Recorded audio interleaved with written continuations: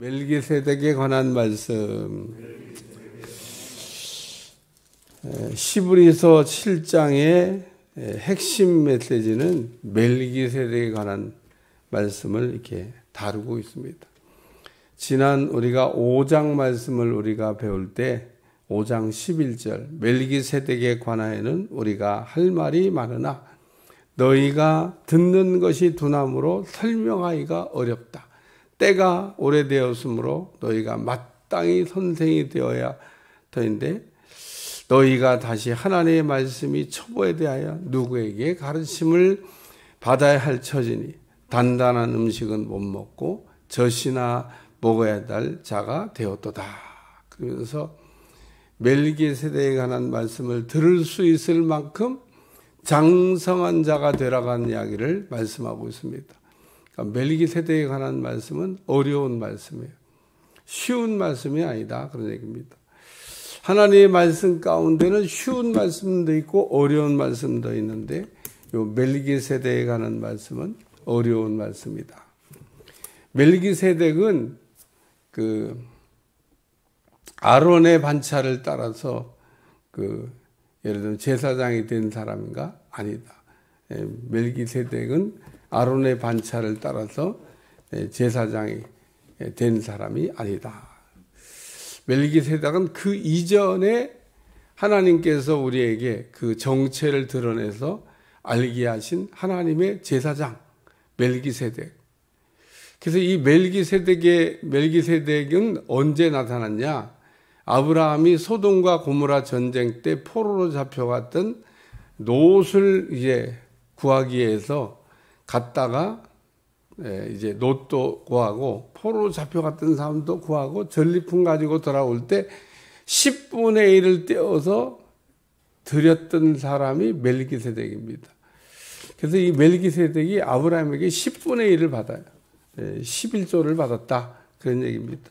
근데 그 이후에 이제 아론의 그 반차를 따라서 제사장이 되는 사람들도 역시 마찬가지 이스라엘의 11지파에게 11조를 받았어요.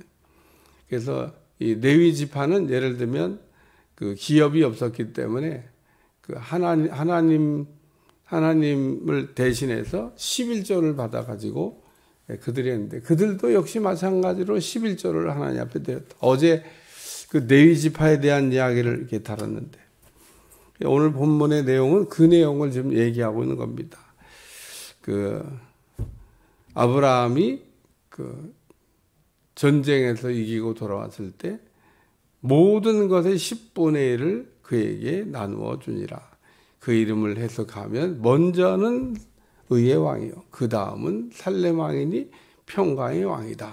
그러면서 이 멜기세덱은 첫째 의의 왕이다. 그렇게 말씀하고 있습니다. 멜기세덱은 우리를 죄인을 의인되게 하는 사람. 멜기세덱입니다. 그래서 아론의 반차를 따라서 제사장이 된 사람도 역시 마찬가지로 죄인을 의인되게 하는 거지만 그 이전에 나타났던 이 멜기세덱도 의의 왕, 죄인을 의인되게 하시는 분이 바로 멜기세덱이다. 그러면서 그 예수님이 대제사장이 되신다는 이야기를 지금 말씀하고 있는 겁니다. 예수님이 어떤 분이시냐? 예수님은 대제사장으로 오셨다. 그러면서 어제 소망이 없는 우리에게 소망의 그 영혼의 닭 같은 소망을 주시기 위해서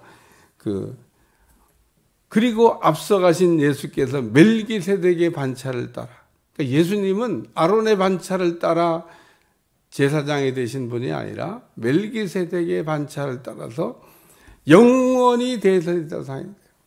그러니까 제사장들 가운데 영원히 대제사장이 된 우리를 위하여 들어가셨다. 어디에? 지성소에.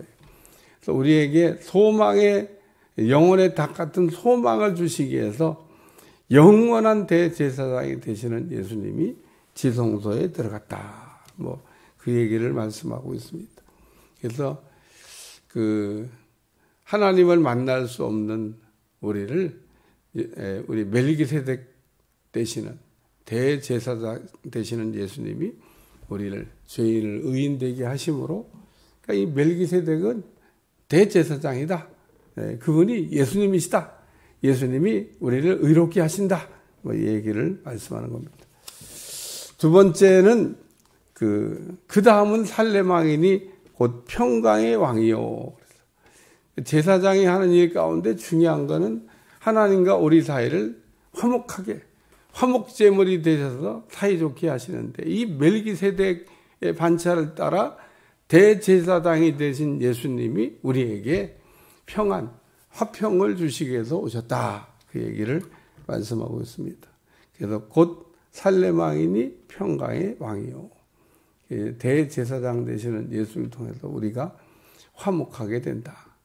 우리는 다른 어떤 것보다도 하나님하고 사이가 좋아야 됩니다. 우리가 살면서 사람하고 사이가 나빠져도 불편하고 또 때로는 불행하고 어렵지만은 하나님하고 사이가 나쁘면 우리가 어떻게 되나? 만사불통입니다.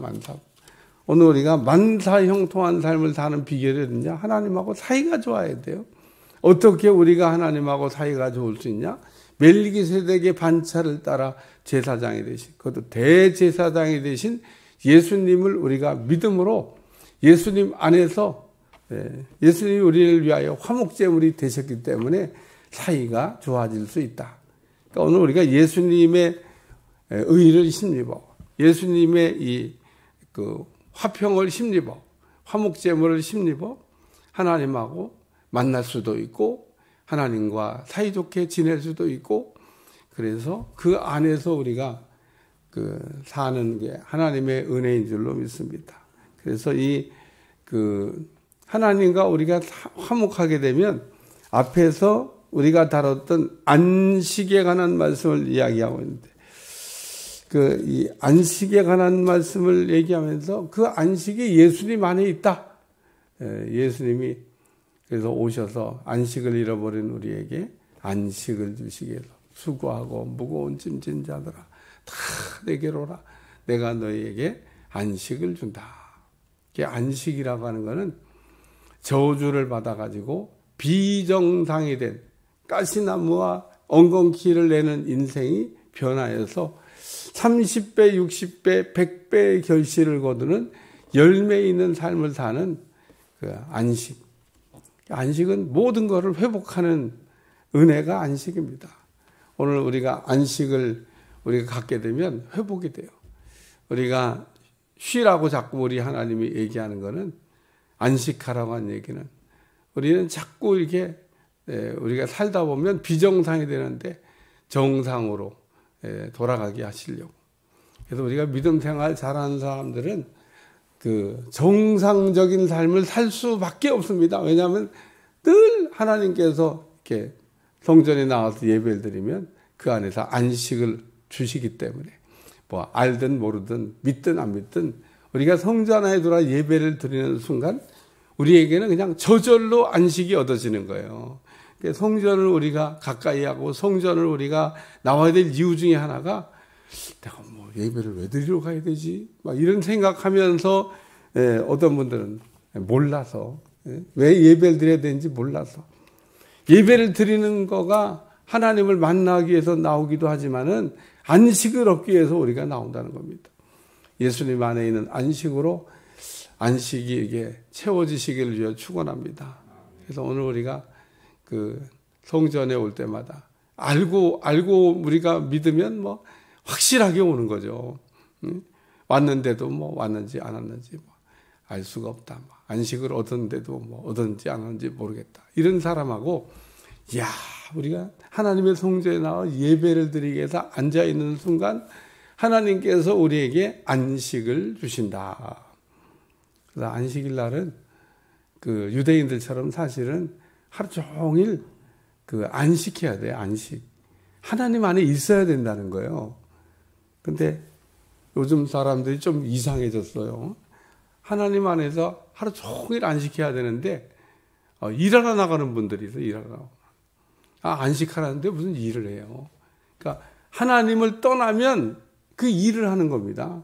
하나님 안에 있어야 되는 거예요. 하나님 안에.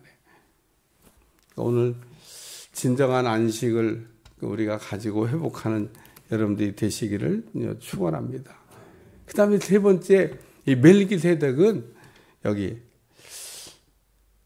아브라함을 만나 복을 빈 자라.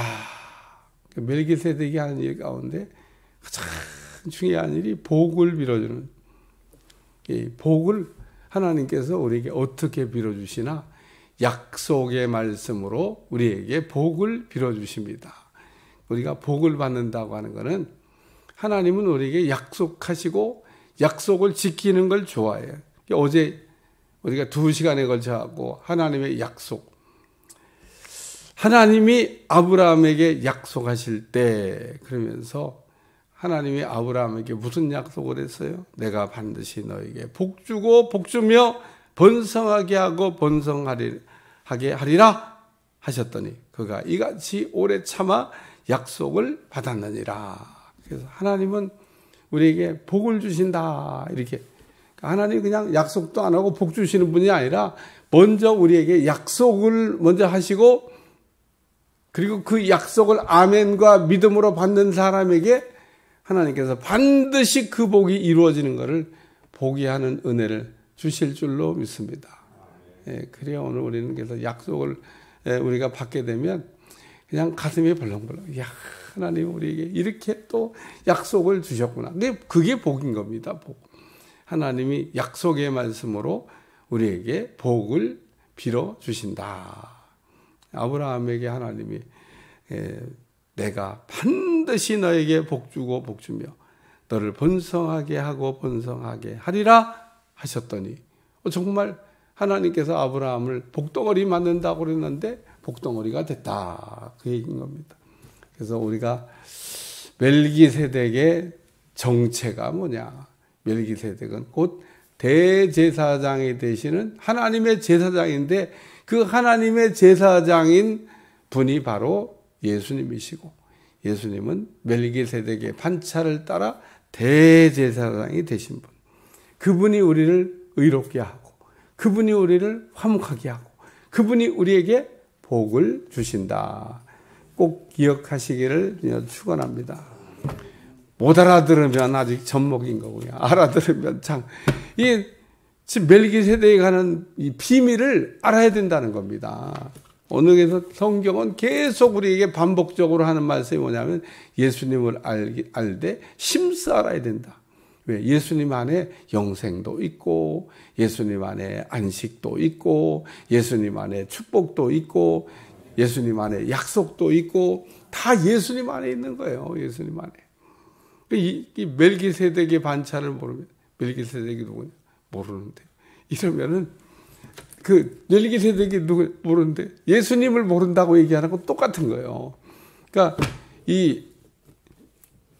이렇게 얘기하면 여러분들은 그래 맞아 멜기세덱이 하나님의 제사장인데 그분이 곧 대제사장 되시는 예수님이야.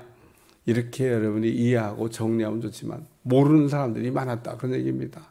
우리는 오늘 말씀을 읽으면서 멜기세덱이 누군지 알았지만 그 멜기세덱에 그 나타났던 분이 누군지를 몰라서, 그게 예수님이신데, 아브라함에게 나타났던 멜기세덱이 예수님이신데 그분이 누군지를 몰라서 몰랐던 사람들 많아요.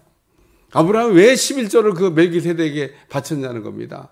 하나님의 대제사장 되시는 그 당연히 받아야 될 거를 예수님께 드린 거다. 그런 얘기입니다.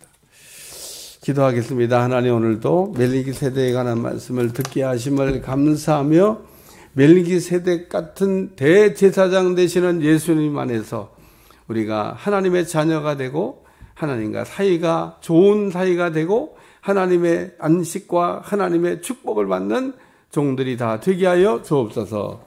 예수님의 이름으로 간절히 기도하옵나이다. 아멘.